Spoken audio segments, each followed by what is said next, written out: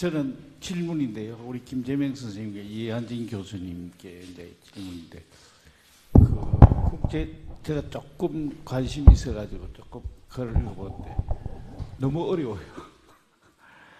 이거 뭐 이게 단마처럼 글도 있고 또 이스라엘 사람들이 반셈족주의에 의해서 우리 기독교 역사나 뭐 세계 역사에서 핍박받은 민족이라는 이미지가 너무 강하고, 그리고 이런 것들 때문에 이런 그 국제적 역학관계를 어디에서 매듭을 풀어야 될 것인가라는 큰 과제 하나.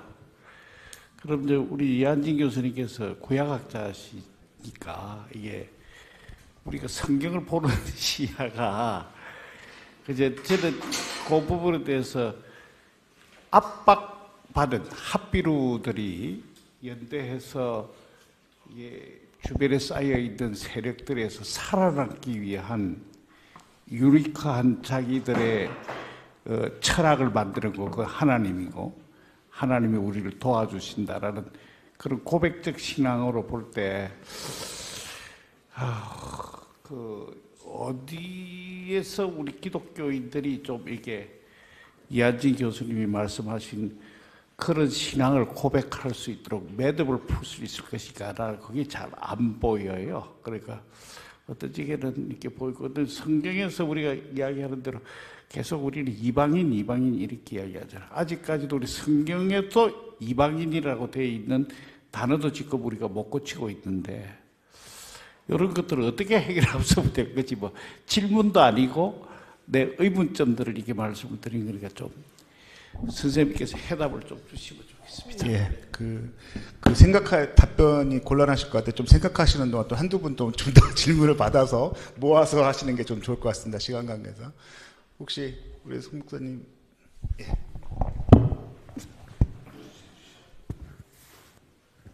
네, 사실 오랫동안 성경으로 먹고 살다 보니까 좀 객관적인 시야나 시각을 갖기가 참 어렵고 때로는 불편하기도 하고 그렇습니다. 그래서 그것을 이 올리브나무 캠페인에 참여하면서 저도 많이 교정할 수 있는 기회가 된 것을 감사하게 생각하고요.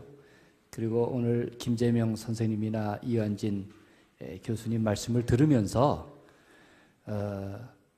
이거 굉장히 내가 현직 목회자로서 교인들의 시각과 시야도 좀 바꾸는 일에 노력해야겠구나 하는 반성을 하게 됐습니다. 특별히 이한진 교수님 마지막 불러주신 그 찬송은 찬송이죠? 뭐라고 해야 되나요? 찬송이죠.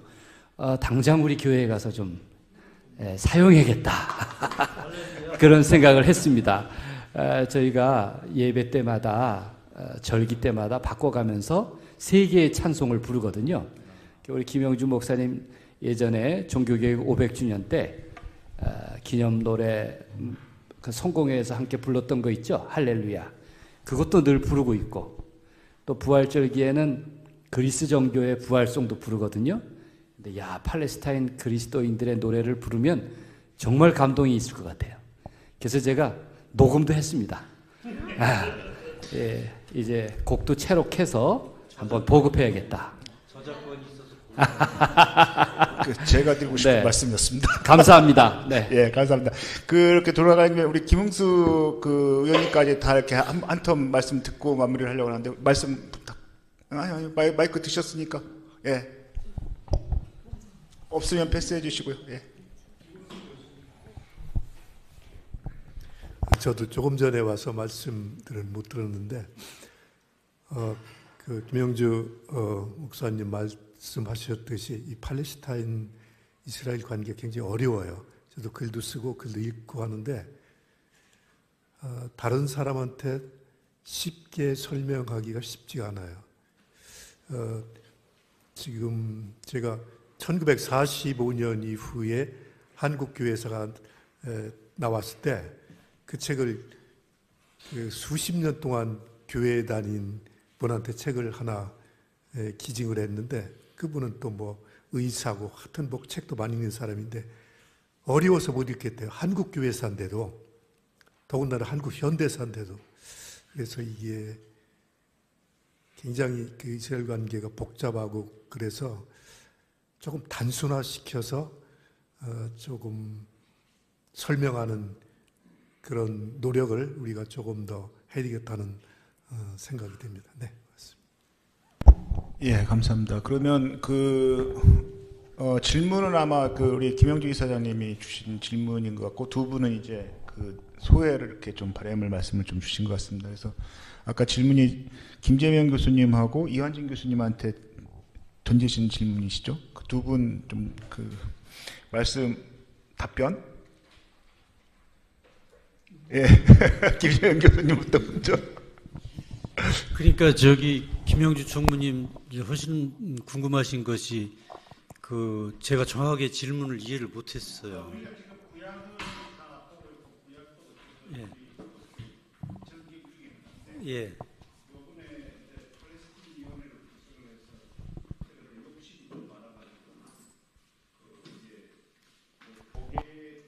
한 지도부에 속해 있던 사람들, 교회를 크게 운영하고 있는 사람들에서 한 3천만 원 정도 모금을 하는데 짧은 시간에 굉장히 빨리 할 수 있을 것이라고 생각했는데 의외로 목회자들이 반응이 이스라엘에 맞서는 게 신앙의 본질을 훼손하는 게 아닌가라는 그런 근본적인 질문들이 많이 있어가지고 제가 조금 당황했어요. 그러니까 이제 말하자면은 구약학자께서 우리 성경에 어쨌든 이스라엘이라는 이름이 상징적이고 하나님을 믿는 사람의 기준이니까 그걸 어떻게 이렇게 좀 예, 저는 그래서 이제 제가 늘 평소에 생각하는 것은 성경 시대 이스라엘과 현대 이스라엘이 전혀 구분이 된다. 그래서 그걸 이제 영어로 좀 이제 영어를 잘해서가 아니고 제가 그렇게 교육을 받아서 그랬는지 비빌컬 이스라엘하고 마든 이스라엘 이렇게 구분해서 사실 저희들은 사용을 하거든요. 전혀 상관이 없어요, 사실. 예, 전혀 상관이 없는데 현대 이스라엘에서 그거를 이름을 갖다가 붙여놓고 억지로 차지하고 이건 너무나 상식적인 얘기지만 실제로 이스라엘 땅에 자기들이 정착하려고 그러는 게 아니고 아까 우리 교수님께서도 발제해 주셨지만 로즈 차일즈 그 가문이 뒤에서 이렇게 돈으로 이렇게 해가지고 매수를 해가지고 사실은 아프리카든지 남미든지 뭐 중동이든지 어디든지 심지어는 우리 이승욱 교수님한테 얘기 들으시면 심지어 만주에까지도 그 이스라엘 땅을 건국을 하려고 했었어요. 그렇게 했음에도 불구하고 어떻게 이제 뭐 로즈 차일즈가 어떻게 정확한 사정은 우리 교수님께서 잘 아시겠지만 그쪽에 해가지고 차지하고 나서는 그것이 마치 하나님의 뜻이다라고 아전인수격으로 해석을 하는 이런 저는 그렇게 저도 사실 전공이 성서학이지만 저희 선생님이 유대인 교수님이시고 제 전공과가 원래 유대학과입니다. 그래서 그런 이야기를 수도 없이 많이 들었어요. 벨포어 선언을 가장 중요하게 생각하고 뒤에 이야기가 돌아다니는 이야기는 절대로 하지 않습니다. 그래서 그건 전혀 구분이 되는데 그거를 억지로 갖다 꿰맞추는 뒤에서 그렇게 하고 너무 우리 꼭 한국의 목회자들뿐만 아니고 많은 우리 그리스도교의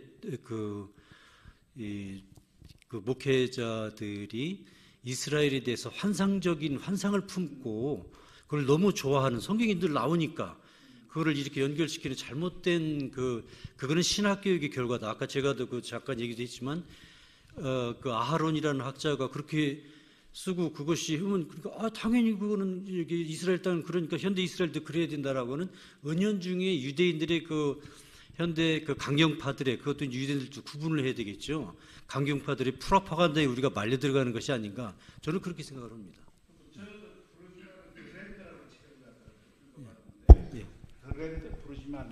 트렌드. 그러니까 땅을 뺏는 이스라엘의 역사에 벌써 이야기가 길어졌었다. 그런데 어쨌든 그런 부분에서 땅을 중심으로 해서 정복하는 것을 이스라엘의 정착이라 생각하고 그것이 야, 그것은 현실이 아니고 현재적 이스라엘하고 어떻게 구분할 것인가가 그거를 현대 이스라엘이 그런 거를 가지고 정당화하는 것이지 실제로 그 시대는 제가 여호수아서를 분석한 걸 해보니까 그것은 민중들의 투쟁이지 결코 그게 그 여호수아 집단도 그게 이렇게 했던 것이 아니다라고 하는 거죠.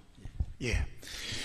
요거 자체로 하나도 쟁점이 예. 있는 사안인 것 같습니다. 현대 이스라엘과 성세 이스라엘은 다르다라는 그 개념 자체를 한국 그 기독교가 받아들이는 게 상당히 어려운 정신 지체 현상이 있는 부분이기 때문에 그래서 사실은 이게 정치적 시오니즘하고 이게 딱 이렇게 뭔가 이렇게 더 쓰여져 있어서 한국 기독교는 저는 우문이 잘 모릅니다만 이런 정치적 시오니즘에 철저히 기반하고 있는 신학적 베이스 상태에서는 현대 이스라엘과 성세 이스라엘 구분을 절대 못할 거다 이렇게 생각합니다. 그래서 팔레스타인 운동이 그런 신학적인 개혁 운동의 한국 교회 개혁에 대단히 중요한 쟁점 아니냐라는 생각도 한면에 있는 것 같습니다. 그래서 지금 이제 김응수 교수님 제 편으로 보면 우편이 이제 한 편 끝났고요. 이제 좌편으로 마무리를 하려고 합니다. 좌편에 마이크 좀 부탁드리겠습니다. 질의나 토론 또는 소감을 말씀하실 분들 말씀을 좀 주시면 좋겠는데 저기 무선 마이크가 어디 저기 구명희 선생님 마이크 필요하신 분 이창호 선생님 우리 이 박사님한테 먼저 갖다 주시면 고맙겠습니다.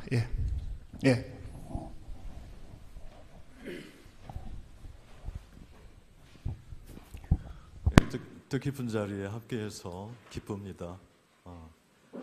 저는 오늘 이렇게 발제하신 두 분 얘기를 들으면서도 그 팔레스틴의 그 사람들의 그 모습들이 이렇게 빨리 스쳐 지나가는 것들을 경험했습니다. 제가 벌써 한 4반세기 전이네요. 그때 IMF 그 무렵에 감람산에서 오랫동안 살았던 경험이 있는데요. 아주 그 검고 음습하고 그늘진 모습의 그 팔레스틴 사람들, 또 그 상수도 사정이 너무 좋지 않아서 늘 그 신장을 떼는 수술을 했던 등에 큰 마치 역설적인 표현입니다만은 그 비옥한 초생딸과 같은 큰 수술 자국들을 이렇게 저마다 보여주는 모습들이 생각이 났습니다. 그리고 그 추운 겨울이면은 옹기종기 난로 앞에서 마치 우리의 5.18 영상과 같은 그런 참 눈에 목불 인견의 장면들을 계속 거듭해서 보았던 그들 인티파다의 이 필름들을 서로들 돌려보면서 이렇게 자신들을 좀 보호해 줄 사람들을 찾는 그런 모습들 또한 생각이 났습니다. 그래서 저의 인상을 얘기하는 겁니다. 그 BDS 얘기하셨는데 저는 그러면 한국과 이스라엘의 그 무기 교역량은 얼마나 될 것인가 이런 문제들 유엔의 컴레드라는 그 무기 컴뱃 트레이드에 나온 통계들은 또 어떠한 것인가라는 것을 생각해 봤고요.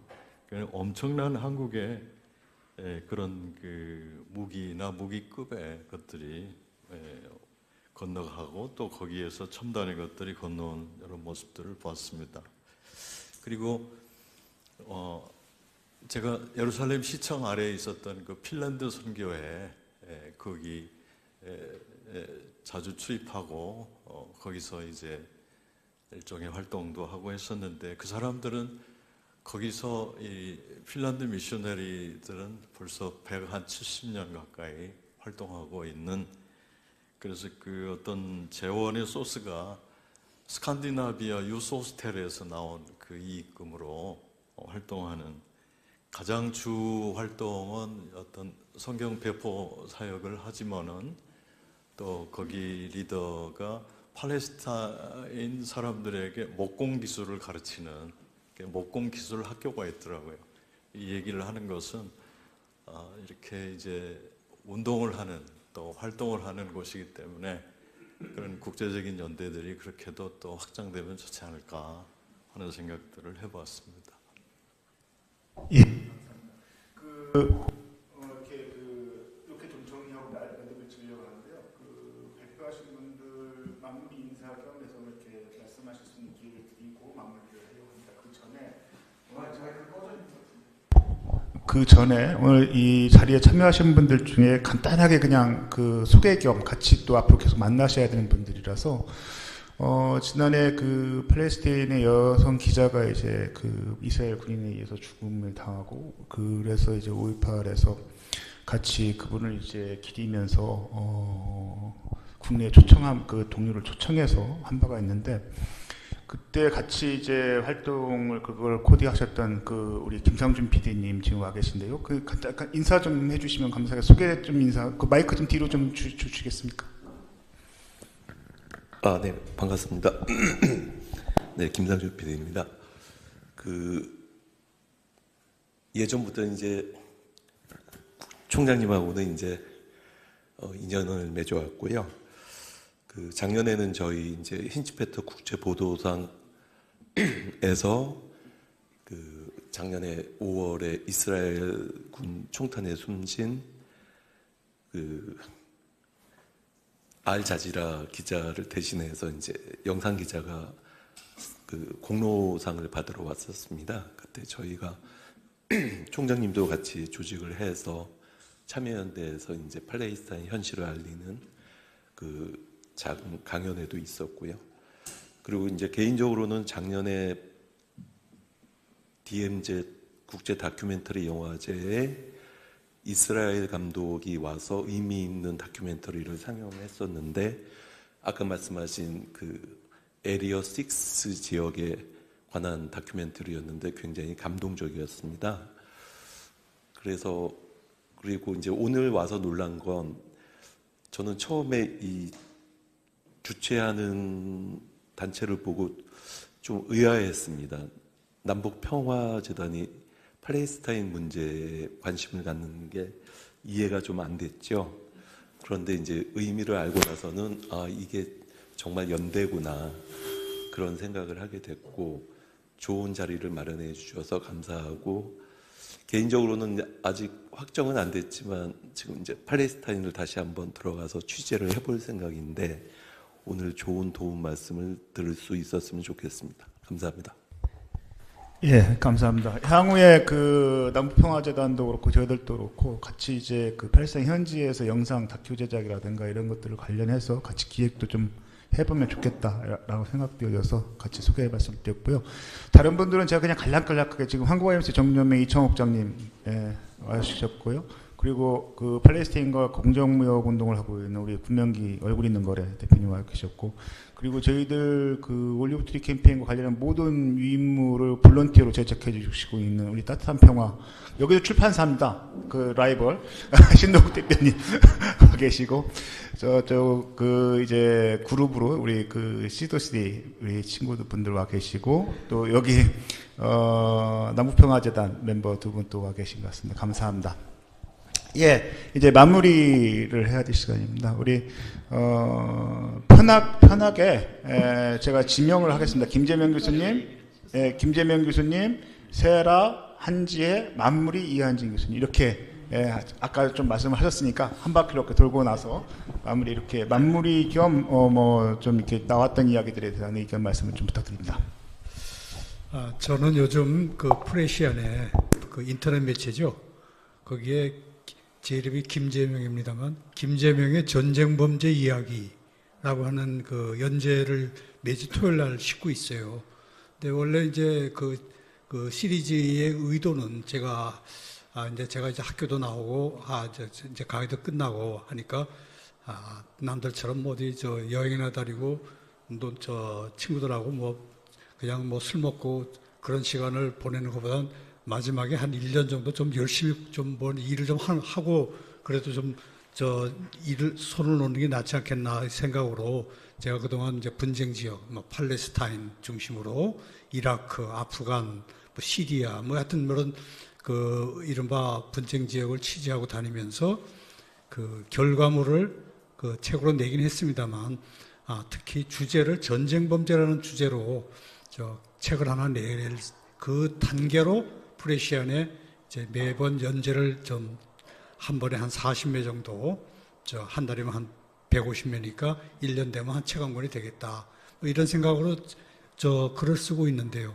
원래 그 가는 종점은 팔레스타인이에요. 이스라엘의 전쟁 범죄가 워낙에 뭐 우리가 많이 알고 있는 거지만 좀 더 그 활자로 구체적으로 제가 놓치고 있는 부분들 좀 공부해 가면서 책을 하나 준비를 해야 되겠다 했는데, 시작을 하면서 어차피 저희가 제가 코리안이고 한국인이고 그러다 보니까 우리가 팔레스타인에 대해서 생각하는 것처럼 그 대각선에는 일본이 있고, 또 일본의 전쟁 범죄자인 히로히토는 도쿄 법정에 전범 재판도 받지도 않았고 비껴갔고, 그래서 출발을 히로히토부터 시작하다 보니까 요즘 거기 일본에 그냥 거기서 떠나질 못하고 계속 일본에 묶여 있어요. 그러면서 제가 느끼는 게, 우리가 한국인이 일본 사람들을 비판하지만 일본 사람들은 뭘 생각할까? 그 유대인들하고 이제 또 대비가 되는 부분인데요. 제가 이스라엘에 가서 거기에 양심적인 그 이스라엘 유대인들을 만나면 그들은 땅과 평화를 서로 교환해서 두 개의 국가로 팔레스타인과 이스라엘이 평화적으로 공존하는 그런 구도를 생각을 하는데, 그 반대편에 있는 사람들, 완고한 그 극우 보수적인 그런 유대인들은 그 양심적인 그 평화주의자들을 향해서 자기 혐오에 빠졌다. 자기 혐오에 빠진 유대인, 이런 식으로 낙인을 찍죠. 근데 요번에 제가 히로히토, 야스쿠니, 강제동원, 이런 쪽으로 제가 공부를 하면서 글을 준비하는 과정에서 일본인들도 유대인들하고 똑같이 양심적인, 자기 반성적인 일본인들을 향해서, 자기 혐오에 빠진 그런 일본인, 그런 표현을 쓰더라고요. 그래서 이게 전 세계적으로 이게 자기 혐오라는 말이 참 굉장히 민감한 표현이지만 또 하기 좋은 그런 말이구나. 이런 생각을 했습니다. 그래서 우리가 팔레스타인에 관심을 갖는 거는 사실 여기 목회자분들께서 이 신도들한테 팔레스타인에 관심을 갖도록 이끄는 것이 사실 쉽지는 않은 부분인데요. 이스라엘의 유대인들이, 제가 잠깐 예전에 미국에서 공부할 때 그 만난 유대인들, 할머니들이 저한테 하는 말씀이, 내가 20대, 30대 때는 집을 얻기도 힘들었다. 유대인이란 말을 집주인이 알면 집을 안 줬다. 근데 지금은 전세가 역전이 돼가지고 유대인에 대해서 뭔가 차별적인 얘기를 하면 완전히 그건 범죄시하는 그런 그 분위기로 유대인의 파워가 커진 거는 결국 이게 이스라엘의 어떤 로비의 힘, 그 돈의 힘, 그리고 미국 정치권에서 또 많은 친이스라엘 정치 세력들이 굉장히 그 분위기를 바꿨구나. 마치 요즘 한국의 뉴라이트나 일본에 대해서 추파를 던지는, 우리가 말해서 친일파라고 규정하는 그런 사람들이 목에 힘을 주는, 이게 세상이 이게 어떻게 돌아가는 거야 하는 생각들을 미국의 정상적인 사람들, 또 유대인들, 양심적인 유대인들, 또 많은 팔레스타인 사람이 느낄 것 같아요. 그래서 이게 가치의 어떤 전쟁, 역사 전쟁, 이런 표현에서 이걸 이겨내려면은 소박하게 인권이 침해당하고 있잖아. 평화적인 생존권이 저 사람도 위협받고 있잖아. 이렇게 좀 더 소박하게 나가는 것도 괜찮지 않겠나. 하여튼 요즘 그런 생각이 듭니다. 네, 말씀 좀 길었습니다. 예. 감사합니다. 네. 지금이 그 BDS를 주창한 BDS 내셔널 커미티라고 BNC라고 하는 이제 팔레스타인 단체에서 지키고 있는 이스라엘 아파르테이트 주간이기도 해요. 지금 13일부터 27일까지 진행되는 그 와중에 하필이면 또 네, 저희 행사가 잡혀서 그 BDS에 관한 얘기를 할 수 있는 이런 자리 기회 주셔서 일단 너무 감사드리고 BDS 운동에는 굉장히 많은 결들과 그 다음에 장애물들도 많이 있는 것 같아요. 근데 핵심적으로만 말씀을 드리자고 하면은 아까 선생님께서 이제 무기 말씀도 해주시고 그러셨는데 아까 제가 보여드렸던 기업들이라든지 그런 이름들은 무기를 파는 데는 아니에요. 그죠? 저희 그냥 일상 속에서 볼 수 있는 그런 기업들이고 그런 이름들인데 왜 그렇게까지 그러니까 직접적으로 이 사람들한테 해를 가하지 않는 것들인데 왜 우리가 보이콧을 해야 되고 거부를 해야 되느냐라고 생각하실 수도 있고요. 그 다음에 문화 보이콧이라든지 학술 보이콧 같은 경우에는 순수하게 학문, 순수하게 예술, 문화 이런 교류를 하는 것인데 왜 해야 되는 것이냐, 왜 보이콧을 해야 되는 것이냐, 연결을 끊어야 되는 것이냐 말씀을 생각이 드실 수도 있어요. 저도 굉장히 특히나 문화학술 보이콧 관련해서 고민을 굉장히 많이 했고 그러면서 이제 저희가 가이드북을 만들어내기도 한 건데 어쨌든 이 보이콧을 한다는 것은 아까 전에 뭐 간단하게 말씀드렸지만 사소하게는 크게는 그런 팔레스타인 사람들을 직접 학살하는 무기라든지 그런 것들도 있지만 이 사람들이 자유롭게 움직일 수 없도록 통제하는 그런 시스템을 만들기도 하고 팔레스타인 사람들의 땅과 집을 허물고 강제로 철거하고 빼앗은 땅에서 만든 공장과 그런 데서 만들어낸 뭐 과일이라든지 아니면 제품이라든지 그러니까 그걸 구입함으로써 거기에 우리가 계속 힘을 실어주고 그 다음에 이스라엘 정상화에 같이 기여를 하는 거거든요. 그러니까 어떻게 보면 한쪽으로는 윤리적인 소비의 측면 뭐 이런 것들도 될 수 있지만 우리가 팔레스타인 사람들과 더 가까이 연대하고 그래서 이런 더 하루라도 빨리 그 이스라엘 군사 점령이 끝낼 수 있도록 하는데 전 세계적으로 같이 힘을 모을 수 있는 방법 내가 살고 있는 자리에서 저희가 팔레스타인에 직접 가면 너무도 좋겠지만 네 기부도 물론 좋지만 다른 방법으로 비폭력적인 방법으로 어떻게 하면 팔레스타인에 연대할 수 있겠느냐라고 했을 때 그냥 우리 일상에서 할 수 있는 방법으로 이제 BDS를 같이 고민해 보시면 좋겠다는 말씀 드리면서 네, 인사하겠습니다. 다시 한번 감사드립니다. 한지혜 선생님은 식구 같아서 말씀드리는데요. 간단하게 말씀 충분히 하시기 바랍니다. 네, 아까 PD님이 말씀해주신 거 덧붙여서 말씀드리고 마무리하겠습니다. 남북평화재단 소개가 좀 부족했던 것 같아서, 네, 남북평화재단은 한반도 평화협력 사업과 더불어서 그 전 세계 전쟁, 분쟁, 갈등으로 고통받는 지역과 연대하는 세상의 평화 사업을 하고 있고, 그래서 우크라이나, 미얀마, 그리고 특별히 팔레스타인을 위한 이 사업을 하고 있게 되었습니다. 앞으로 많은 관심 부탁드리겠습니다.